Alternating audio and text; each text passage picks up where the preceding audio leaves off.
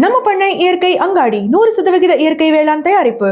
தொடர்புக்கு 87 54 44 92 99. உலகில் எங்கு பிறப்பினும் தமிழ் கற்கலாம் கற்பிக்கலாம். Learn and teach Tamil from world wide. Avvaiyar பாடசாலை.org. டிஎன் மீடியா 24 நேயர்கள் அனைவருக்கும் அன்பு வணக்கங்கள். இன்றைய நேர்காணல் என்பது நமக்கு ஒரு சிறப்பு வாய்ந்த ஒரு நேர்காணல். என்ன காரணம் அப்படின்னா, எழுத்தாளர், தமிழ் தேசிய சிந்தனையாளர், எழுத்தால் புரட்சி செய்த ஒரு மாபெரும் எழுத்தாளர் அவர்களை தான் இன்று நாம் இந்த நேர்காணலில் சந்திக்க போகிறோம். இந்த நேர்காணலில் நமது சிறப்பு விருந்தினராக நம்மோடு கலந்திருப்பவர் தமிழ் அறிஞர் ஐயா குணா அவர்கள் தான் நம்மோடு இணைந்திருக்கிறார். அவரை நிகழ்ச்சிக்குள்ளே வரவேற்போம். பாகிஸ்தான் இன்டர்நேஷ்னல் பார்டர்ஸ் உலக இது சொல்லிட்டு போட்டுவிட்டான், கோவில் போட்டிருக்கான். ஆனால் அந்த திபேத் இது போடும்போது பார்டர் அன்டிஃபைன், பார்டர் வரையறுக்கப்படாத எல்லையை வரையறுக்கப்படாத போட்டிருந்தது. அவனே ஒரு நூல் எழுதியிருக்கான், அதில் தகவல் தொழிற்சங்கத்தை சிறப்பாக எழுதியிருப்பான். அப்படிப்பட்ட அந்த கட்சி வந்து பெரிய கட்சியை நான் ஒற்றை ஆளாக நீங்களும் வந்து திருமணம் செய்து கொள்ளல, அதெல்லாம் அந்த புரட்சி வரும்னு நம்பி ஏமாந்தவங்க. நான் ஒரு புரட்சியும் வரல, ஒன்று அங்கேயும் ஒன்றும் வரல. கட்சிக்குள்ளே கழகம் போட்டோம் நாங்கள். பாராளுமன்ற வழித்தான் சரியில்லை, நீ ஓட்டு பொறுக்காதே, நீ வந்து புரட்சி பண்ணலாம், புகழி பண்ணலாம் அப்படின்னு சொல்லிட்டு நாங்கள் இது பண்ணுறோம். அப்படின்னா அது அவருடைய ஹூவர் சுல்தான் சொல்கிறார், அசுரர் இருந்தாங்களாம், தேவர்கள் இருந்தாங்களாம். அது சமஸ்கிருத இலக்கியத்தான் அடிப்படை எழுதுறாரு.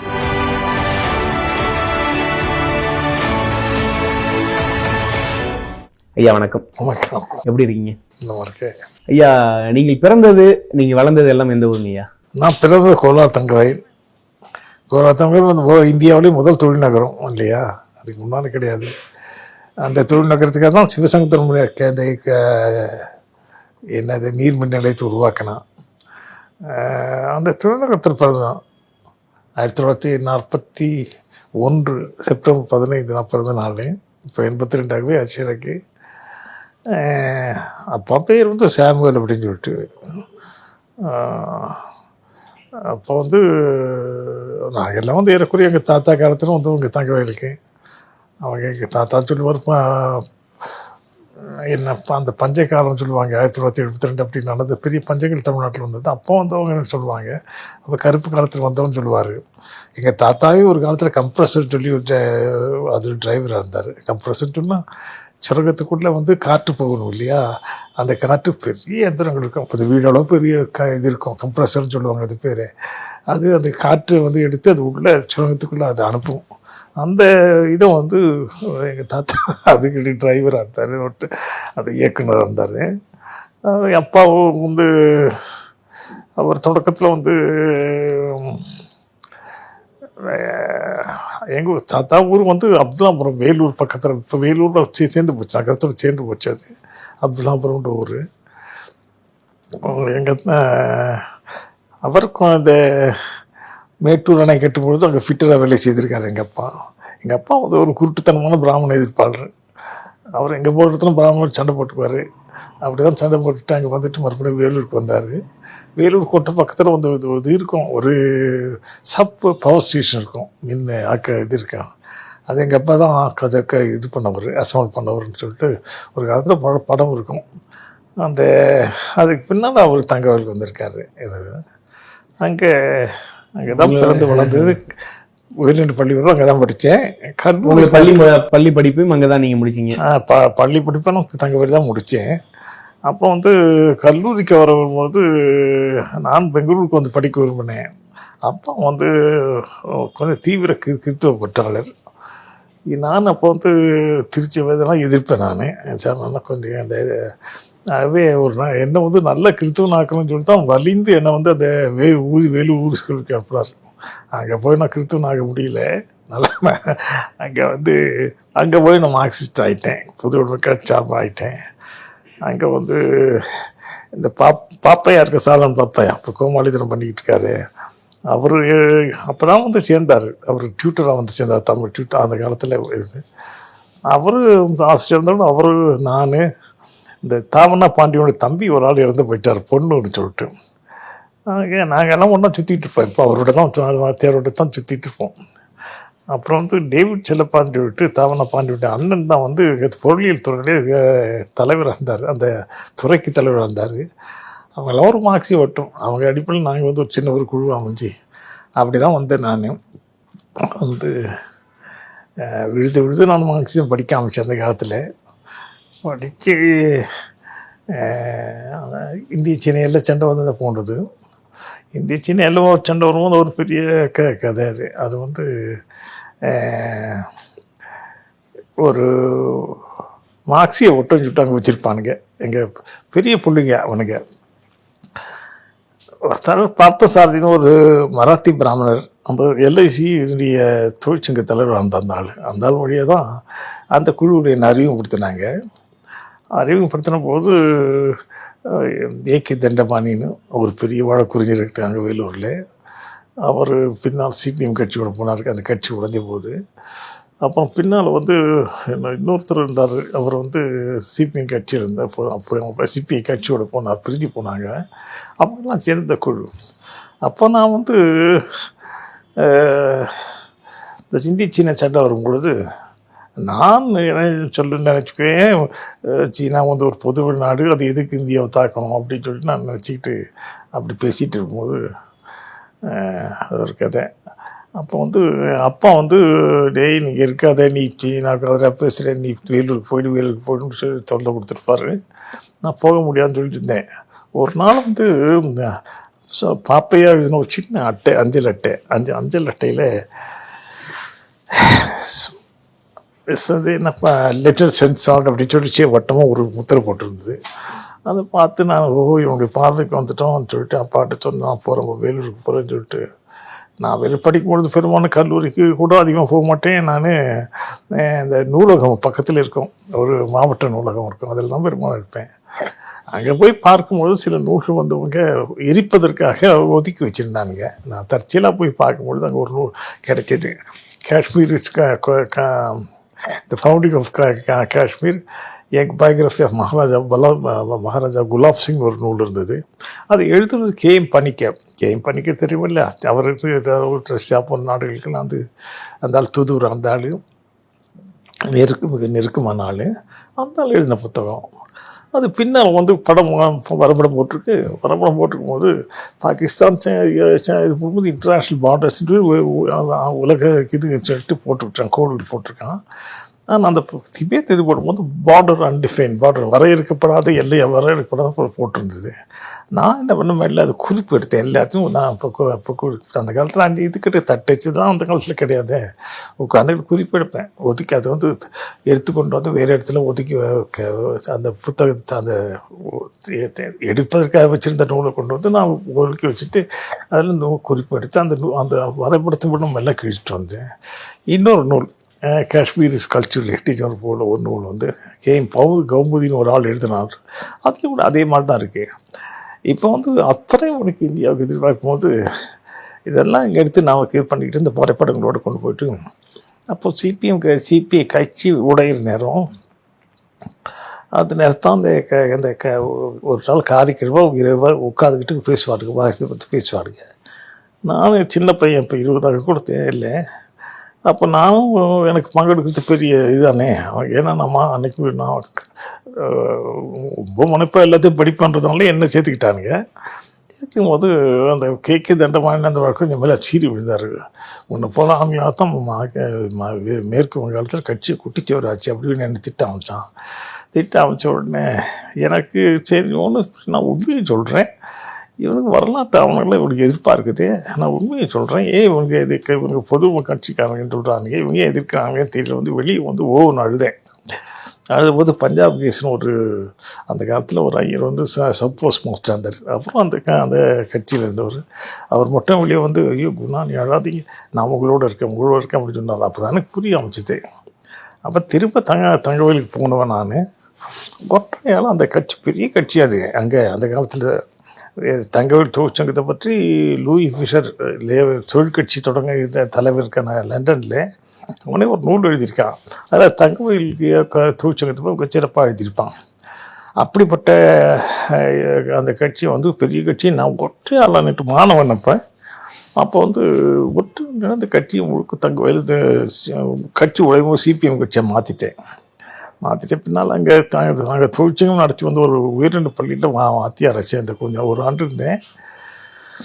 அப்போ அங்கே இருக்க அந்த தலைமை ஆசிரியர் ஐயர், அந்த ஐயரை திட்டிட்டு நான் வெளியே வந்துட்டு எனக்கு ஏஜிஎஸ் ஆஃபீஸில் இங்கே வேலை கிடைச்சிது. வந்துட்டேன். ஒரு ஆண்டுக்கு சரியாக ஒரு ஆண்டுக்கு அக்கௌண்ட் ஆஃபீஸில் ஆஃபீஸ் வேலை செய்து ஒரு ஆண்டு கழித்து நான் ரிசர்வ் வங்கியிலே வேலை கிடைச்சது. வேலைக்கு சேர்ந்துட்டேன். அங்கே இப்போ உங்கள் உடன் பிறந்தவர்கள் எத்தனை பேருங்களா ஐயா? என்ன உடன் பிறந்தவங்க எங்கள் அப்பாவுக்கு 3 திருமணம். முதல் திருமணம் இறந்துட்டாங்க. அவங்களுக்கு அவங்க ஒரு ஃப்ரெண்டு இருந்தது. அவங்களும் இறந்துட்டாங்க ரொம்ப முன்னால். 2வது இவங்களுக்கு தான் நாங்கள் பிறந்தாங்க. நாங்கள் 3 பேர் பிறந்தோம். என்னுடைய அக்கா அவங்க இறந்துட்டாங்க 85. நானும் இடையில தம்பி ஒருத்தர் 2 பேர். அதுக்கு 3வது திருமணம் வந்து முதல் இவங்களுடைய இவங்களை திருமணம் பண்ணிட்டாங்க. மாற்றம் தான் எனக்கு 4 வகையில் அம்மா இருந்துட்டாங்க. என் தம்பிக்கு 11 மாதம் அப்போ மாற்றம் தான் கொடுமை. அது பார்த்தா தான் அது பார்த்தா தான் தெரியும். அந்த காலத்துலலாம் இந்த காலத்தில் எப்படி தெரியல. அப்படியே வளர்ந்தோம். வந்து அவங்க ரொம்ப தொந்தரவு கொடுப்பாங்க, ரொம்ப கண்டுபிடிச்சுவாங்க, கொடுமைப்படுத்துவாங்க. அதெல்லாம் வந்து தாங்கி வளர்ந்து நாங்கள் தலையெடுத்து வந்தோம். நீங்களும் வந்து திருமணம் செய்து கொள்ளல, நாங்கள்லாம் அந்த புரட்சி வரும்னு நம்பி ஏமாந்தவங்க. நாங்கள் ஒரு புரட்சியும் வரல, ஒன்றும் வரல. எல்லாம் கெட்டு போயிட்டானுங்க. ஒன்றும் ஒரு காலத்தில் மதுரை கட்சின்னா இப்போ அவ்வளோ பெரிய மதிப்பு இருந்தது. இப்போ மதிப்பு இருந்து போயிட்டாங்க. தமிழ் தேசிய புரட்சிக்காகவே திருமணம் செய்து கொள்ளாமல் இருந்தீங்களா? அப்படி இல்லை. எனக்கு அந்த 85 அது 75 ரிசர்வ் சேர்றேன். ரிசர்வ் வங்கியில் சேர்ந்தபோது வியட்நாம் சென்றேன். அப்போது அதை எதிர்த்து அந்த போர் நிறுத்தணும்னு சொல்லிட்டு பல ஆர்ப்பாட்டம் ஊர்வலம் பண்ணுறாங்க. ஆர்ப்பாட்டம் பண்ணும்பொழுது ஒரு ஊர்வலத்துக்கு நான் ரிசர்வ் வங்கியை சேர்ந்த பின்னால் தான் சேர்ந்த அதே ஆண்டு ஆகஸ்ட் 9, 1965 வந்து ஒரு பெரிய ஊர்வலம் நடத்துகிறோம். கர்நாடக யுத்திலேக்கின்னு நான் தான் உருவாக்கினேன். அது சார்பாக அந்த ஊர்வலம் போகும்போது காவல்துறை கல் எழுதிட்டு எங்கள் மேலே தடியை நடத்துகிறான். ஏறி நேரத்துக்கு கை காலெல்லாம் நொறுக்கிட்டான், ஒட்டி போட்டான். அப்போ என்ன சொன்னாங்க, அப்படி இப்படி வந்தோம். அப்படி வந்து 67 தெரியல. இந்த நக்சல் பாடி இயக்கம் வரும்பொழுது கட்சிக்குள்ளே கழகம் போட்டோம். நாங்கள் பாராளுமன்றப்படி தான் சரியில்லை, நீ ஓட்டு பொறுக்காத, நீ வந்து புரட்சி பண்ணலாம், புகழி பண்ணலாம் அப்படின்னு சொல்லிட்டு நாங்கள் இது பண்ணுறோம். அப்போது நான் லிபரேஷன் ஒரு ஏடு கொண்டு வந்தானுங்க. அந்த நான் செய்த பெரிய பாவங்களில் ஒன்று இந்த தமிழ்நாட்டுக்குள்ளே இந்த மார்க்சிஸ்ட் கட்சி நான் தான் அறிமுகப்படுத்தினேன். நான் கொண்டு வந்து அறிமுகப்படுத்துவேன். அது இன்றைக்கி ஒரு பெரிய பாவமாக நினைக்கிறேன். நான் அவங்க லிபரேஷன் ஒரு ஏடு நடத்திட்டாங்க. அந்த ஏட்டில் வந்து நான் எழுதினேன் ஆங்கிலத்தை. அப்போ தொடக்கத்தில் ஆங்கிலத்தான் எழுதி தொடங்கினேன். நான் வீட்டு மாநிலத்தில் இருக்கிறதுனால அது ஒரு தொடர்ச்சியாக ஒரு கட்டுரை இஸ் இந்தியா ரியலி இண்டிபெண்ட் ஒரு கட்டுரை. நான் அந்த தொடர்ச்சி கட்டுரையை வந்து 2-3 போட்டாங்க. போட்டுக்கிட்டு ஒரு வங்காளி பையன் கூட இருந்தான். அவன் லண்டனில் படிச்சுட்டு இருந்தான். இங்கே வந்து என் கூட ஒட்டிக்கிட்டு அவனை நான் தான் சிபிஎம் கட்சிக்குள்ளே சேர்த்தேன். அவன் வந்து என்ன பண்ணால் அந்த இன உணவு அவங்ககிட்ட இருக்குது, நம்மக்கிட்ட தான் கிடையாது, அவங்ககிட்ட இருக்குது. சரியா, அந்த வங்காளிகள்லாம் ஒன்றா சேர்ந்துக்கிட்டே என்ன உரங்கிட்ட பார்க்கும்போது அங்கெல்லாம் இருக்க முடியாது. வெளியே வந்துட்டு நான் பாட்டுக்கு அப்போ தான் சிபிஎம் கட்சி விட்டு 68 அப்படி எங்கெல்லாம் துரத்திட்டானுங்க. என்ன அந்த அனில்குமார் தத்தன் வங்காளி பையன், எஸ் ராமகிருஷ்ணான் ஒரு கன்னட வழக்குரைஞர் 3 பேரும் கட்சி விட்டு துரத்திட்டாங்க. கட்சி விட்டு துரத்திட்டு எங்களை வந்து துரத்துறதுக்கு சரி சங்கரையா அந்த கட்சியுடைய பொறிப்புடைய தலைவர் அவரே வந்து இது சொல்லி எங்கெல்லாம் தீவிரர்கள் அப்படின்னு சொல்லி காவல்துறைக்கே காட்டி கொடுக்குறாங்க. அப்போ வேறு வழி நம்ம எழுத தொடங்கினேன். அப்போ தான் எனக்கு நான் எழுதின முதல் கற்று வந்து ஒரு ஆங்கில கட்டுரை, ஒரு அறிவியல் கட்டுரை. அப்போ அந்த கட்டுரை தான் தட்டி வச்சேன். நான் 3 நாள் இருந்தது. அப்புறம் பார்த்தேன். அப்போ நேற்று ஒரு இது பார்க்கும்போது நான் எழுதின 86 தான் எழுத ஒரு கட்டுரை இதில் இருக்கேன். இதை வந்து இது பண்ணிடலான்னு சொல்லி 20 இது பண்ணிக்கிட்டு இருந்தேன். அது மறுபடியும் அந்த மறுபடியும் வெளியிடலான்னு சொல்லிட்டு இதில் நான் வந்து ஒரு கோட்பாடு வச்சேன். மூன்று உலக கோட்பாடு வச்சாங்க இல்லையா. 3 உலகம் இருக்குது. அமெரிக்கான் காலத்தில் ஒரு உலகம், முதல் உலகம். மற்ற ஐரோப்பிய நாடுகள், ஜப்பான் எல்லாம் 2ஆம் உலகம். அப்புறம் மற்ற நாடுகள் 3ஆம் உலகம்னு சொல்லி ஒரு கரையை கொடுத்தாங்க இல்லையா. அது சரியில்லை. 3ஆம் உலக அது நாடுகள் கிடையாது, அரசுகள் தான்.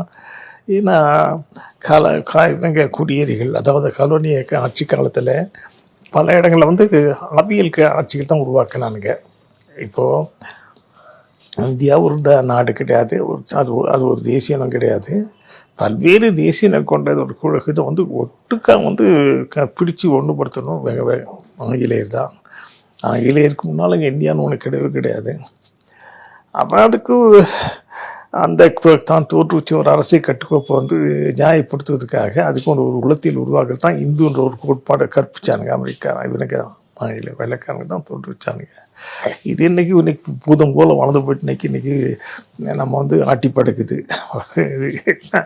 என்ன இல்லையா, இது அப்படி இருக்கும் பொழுது அந்த 3ஆம் உலக வந்து அதெல்லாம் 3ஆம் உலகம்னா அரசுகள் இது அரசுன்றது வேறு, ஸ்டேட்டுன்றது வேறு. ஆங்கிலத்தில் நாடுன்ற கண்ட்ரின்றது வேறு, நேஷன்ற தேசியம் நம்ம வேறு. தமிழ் தேயம் தான் தேசியமாச்சு, தேயம் தான் தேசமாச்சு. இந்த 3 வெவ்வேறு கோயிலுங்க. இப்போ வந்து ஒரு அரசுன்றது எங்கேயோ இருக்க ஒருத்தன் வந்து நம்ம பல ஆயிரக்கணக்கான மைல் கப்பால் வந்து பிரெஞ்சுக்காரனோ ஆங்கிலேயர்களோ அல்லது ஸ்பானிஷ்காரனும் வந்து நாட்டில் பிடிச்சி பல இடங்களில் குடியேற்ற அரசுகள் உருவாக்கணும் இல்லையா. அப்படி உருவாக்கணும் ஒரு அவியல் ஆட்சி தானே, ஒரு கலப்பு ஆட்சி தானே இது இந்தியான்றது. அப்போ இந்தியா என்பது ஒரு அரசு தானே தவிர, ஒரு ஒடுக்குமுறை அரசு, பல்வேறு தேசியங்களை ஒடுக்கி ஆளக்கூடிய அரசு தானே தவிர அது வந்து ஒரு தேசம், நேஷன் கிடையாது. இந்தியா என்பது வேணுமா ஒரு கண்ட்ரி, ஒரு நிலப்பரப்பு, ஒரு நாட்டுப்பரப்பு அப்படின்னு சொல்லிக்கலாம் தவிர, ஆனால் தேசம் தவிர இருக்குது பொருந்தாது அப்படின்னு சொல்லிட்டு நான் உள்ளபடி 4ஆவது உலகம்னு ஒன்று இருக்குது. அதான் வந்து இப்போ தியான்னு எடுத்துக்கிட்டால் தமிழ் தேசிய இனம், கன்னட தேசிய இனம், தெலுங்கு தேசிய இனம், அப்படி வெவ்வேறு மலையாள பெங்கால தேசம் வெவ்வேறு தேசிய இனங்கள் இருக்குது. இதான் 4ஆவது உலகம்னு சொல்லிட்டு அப்போ அந்த காலத்தில் 86 ஒரு கற்று நான் எழுதினேன். அது இதை தேடி பிடிச்ச போது கற்று கிடச்சிது. அது சரி, அதை மறுபடியும் அது ஒழுங்குபடுத்தி மறுபடியும் ஒழியான்னு சொல்லிட்டு எடுத்தேன். அந்த 4ஆம் உலக கோட்பாடு நான் வச்சு யாரும் சட்டம் பண்ணல. அதே நான் எழுதும் போதெல்லாம் என் புத்தகத்தை வாங்காது படிக்காதுன்னு சொல்லுவானுங்க. நான் பொது மயக்கத்தில் இருந்தபோது என் புத்தகத்தை வாங்காது படிக்காதுன்னு சொல்லி கட்சி தடை பண்ணுவானுங்க, எங்களை விட்டு துரத்திடுவானுங்க. அதுக்கடுத்து தமிழ் தேசியன்ற கருத்தில் வந்தபொழுது தமிழ் தேசியன்ற கருத்தில் நான் தான் உருவாக்குறேன். உள்ளபடி தமிழ் தேசிய கட்சின்னு ஒரு கட்சி வந்து ஈவிகே சம்பத், ஈவிகே இல்லையா, இவருடைய ராமசாமி நாயக்கனுடைய அண்ணன் மகன் உருவாக்கினது தான். அதான் தெலுங்கு. ஆனால் வந்து அவங்களுக்கு வந்து இந்த ரஷ்யாவுக்கு போயிட்டு அதை பார்த்துட்டு அதை போல் நாம இங்கே செய்துக்கலாம்னு சொல்லிட்டு திமுக கருணாநிதியோட இந்த முரண்பாட்டினாலே ஒரு போலித்தனமான ஒரு கட்சியை தமிழ் தேசிய கட்சி உருவாக்கணும் தவிர, தமிழ் தேசியம்னா என்ன, தேசிய இனம்னா என்னென்னு வரைகிற அவங்களுக்கு ஒன்றும் ஒழுங்காக ஒன்றும் தெரியாது. ஆகவே ஒரு கட்டுக்கோப்பு போல கொண்டு நான் தான் முதல்ல தாங்க. அப்போ வந்து நான் பல எழுதி தொடங்கினேன். முதல்ல இந்த நெருக்கடி நிலை வந்தபோது இந்தியா காந்தி எங்களை சிறையில் போட்டபோது என்னையும் சிறையில் போட்டாங்க. போது அப்போ 14 மாதம் எங்கள் பெங்களூர் சிறையில் இருந்தபோதும் நான் தமிழ் எழுத தொடங்கினேன். இது நான் அதுக்கு முன்னே ஆங்கிலத்தை நிறைய கற்று எழுதியிருக்கேன். எந்த காரணத்துக்காக உங்களை வந்து இந்திரா காந்தி பீரியடில் வந்து சிறையில் எடுத்தாங்க? அது வந்து ரிசர்வ் வங்கியில் வேலை செய்தபோது அங்கே வட்டி கொடுவாங்க. 4ஆவது பிரிவு இருக்காங்க, கிளாஸ் 4ன்னு சொல்லிட்டு அந்த வெகு ஊழியருக்கு அதிகாரிகளுக்கு கூட வட்டி கொடுவோம். அந்த இவங்க வந்து முழுக்க வட்டி வந்து அந்த வட்டியின் பிடிப்பிலே சாதாரணமாக இவங்க இருக்காங்க, 4ஆம் பிரிவு ஊழியர்கள் இருப்பாங்க. அதை எதிர்த்து நான் அப்போ இந்திரா காந்தி 20 இது அம்ச திட்டம் ஒன்று கொண்டு வந்தாங்க இல்லையா. அதன் அடிப்படையில் வந்து இந்த வட்டி தொழிலை இந்த வந்து ஒழிக்கணும் அப்படின்னு ஒரு சுந்தரிக்கை வெளியிட்டேன். நான் காரிக்கிழமை வெளியிட்டேன், அன்றைக்கி வெளியிட்டேன், திங்கக்கிழமை தூக்கிட்டாங்க. தெரியல. இங்கே அப்போதான் நான் தமிழ் இனிமேல் எதுக்கு இன்னொரு நாட்டு மொழியில் எழுதணும், என்னுடைய மொழியில் நான் எழுதணும்னு சொல்லிட்டு அதுதான் உங்களுக்கு வந்து தமிழ் மொழி மீதான ஒரு எழுத்து ஈர்ப்பு வந்து அங்கதான் கொடுத்தது. எனக்கு தமிழ் மொழி முதல்ல அந்த பற்று உண்டு. ஆனால் வேறு மாநிலத்தில் இருக்கிறவங்க என்னால் அதை வெளிப்படுத்த முடியல. இப்போ சிபிஎம் கட்சிக்குள்ளே என்னுடைய கழகமே சொன்னால் தமிழ் தேசிய இனம், நாங்கள் வேறு இனம், ஆகவே அதே மாதிரி தேசிய இனங்களை ஏற்றுக்கொள்ளு அப்படின்னு தான் அந்த படிப்பில் தான் அது போடும்போது கட்சிக்குள்ளே நான் ஒரு கட்சி சின்ன கிளை, ஆனால் அந்த கிளை வந்து வலுவான கிளை. அதில் வந்து பெரும்பான்மை மருத்துவர்களும் வழக்குறுதிகளும் வளர்ப்பாங்க, அதாவது அந்த அறிவுத்துறை சார்ந்தவங்க இருப்பாங்க. அதுக்கு நான் இப்போ செயலராக இருக்கேன். அப்போ வந்து எங்களை மிரட்டுவதற்காக நான் வந்து நேரடியாக தமிழ் தேசியம் பேச முடியும். எனக்கு அப்போ வந்து உணர்வு இருந்தால் கூட சரி, இன்னொரு மாநிலத்திற்கு வந்து அப்படி பேசினா எப்படி.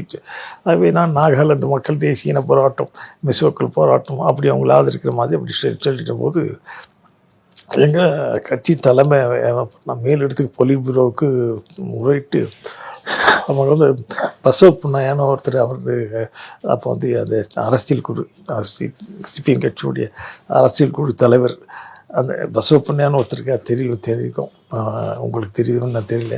அவர் வந்தார், வந்து எங்களை வந்து மிரட்டினார். இதே மாதிரி பேசிகிட்டு இருந்தீங்க, உங்களை வந்து கட்சி விட்டு தூக்கிட்டு மிரட்டினார். அப்புறம் வந்து பார்த்தாக்கா உள்ளே வந்து சிபிஎம் கட்சிக்குள்ள அத்தனை அரசியங்கள் இருக்குது.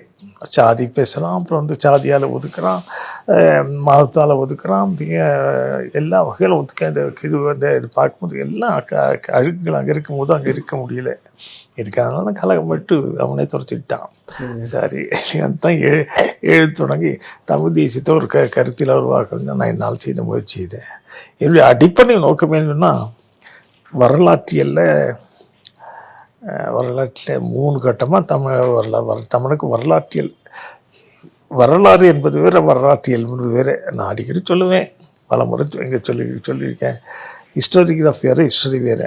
வரலாறு என்பது ஒரு அரசர்கள் இந்த அரசு ஆண்டான், அந்த மண்ணை ஆண்டான், இவன் அவனோட சண்டைக்கு போனான், அவனோட சண்டைக்கு போனான் அப்படின்னு சொல்லக்கூடிய இதுதான் வந்து வரலாறு.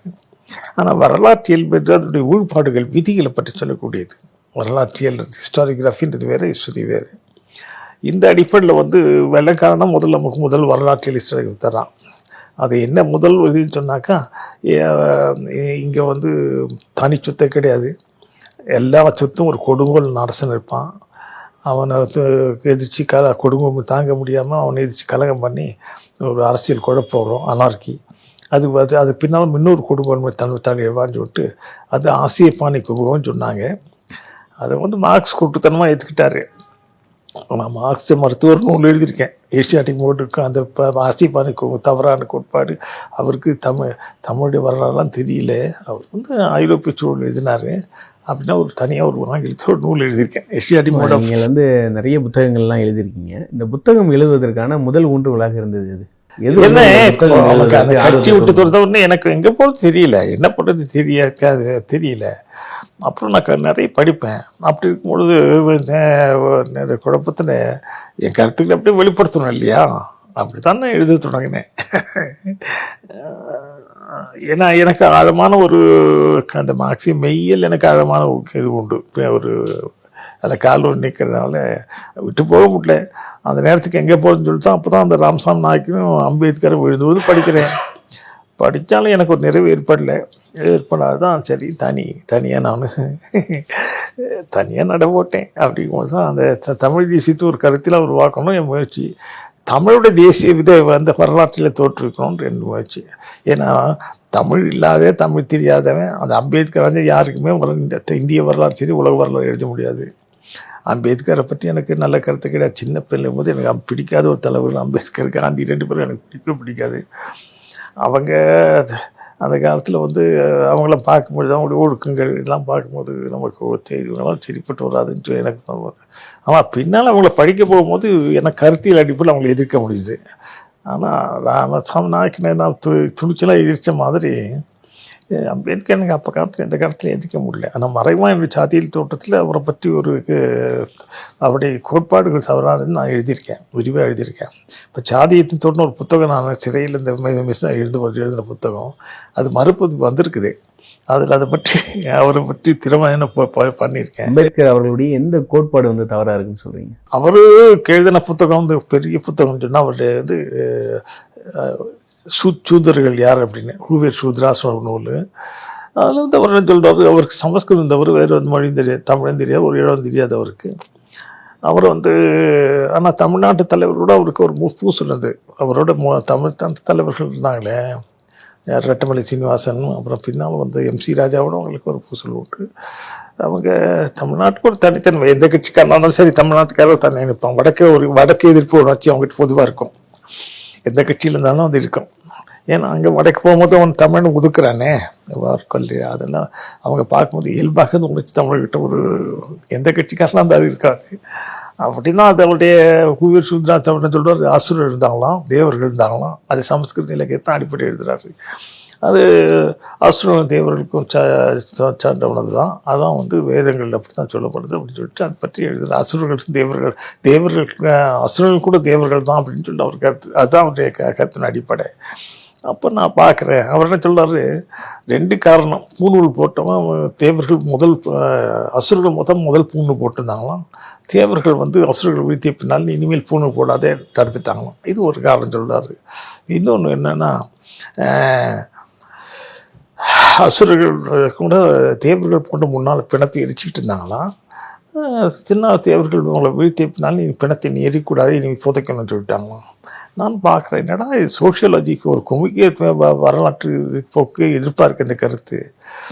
உலகம் முழுக்கும் புதைக்கிற பழக்கம் தான் பரவலாக இருக்குது. எரிக்கிற பழக்கம் பிராமணிய பழக்கம். இங்கே தான் பிராமணியத்துக்குள்ள ஆட்பட்டவங்க தான் பிணத்தை எரிக்கிறாங்க. எரிக்கிறத மிகச்சிறுபான்மை உலகத்தில் பார்த்தா மிகச்சிறுபான்மை. சில புத்தர்களுக்கும் சில பேர் வடமேற்ற நாடுகள் இருப்பானுங்க. அப்படிங்கும்போது தலைக்கடா சொல்கிறாரு, முதல்ல வந்து புதைக்கிற பழக்கம் வந்து தானே பின்னாடி எரிக்கிற பழக்கம் வந்துச்சு அப்படின்னா மறுத்து எழுதினேன். அப்புறம் இன்னொரு கருத்து, கேப்ரியல் டார்டின் ஒரு பிற்போக்கான ஒரு சோஷியலைசேஷன் தான், ஒரு குமிக அறிஞர் தான். அவன் சொல்லிய கருத்து வந்து போலி செய்தல், லா ஆஃப் இமிட்டேஷன் 3 விதிகளை சொல்கிறான்.